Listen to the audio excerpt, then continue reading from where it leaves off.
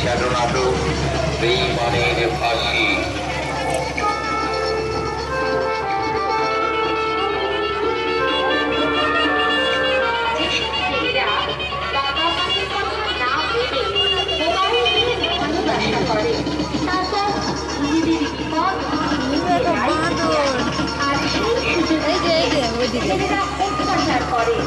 সেই পদ্ধতিতে আজকে আমাদের নাটক বেঈমানের ফাঁসি।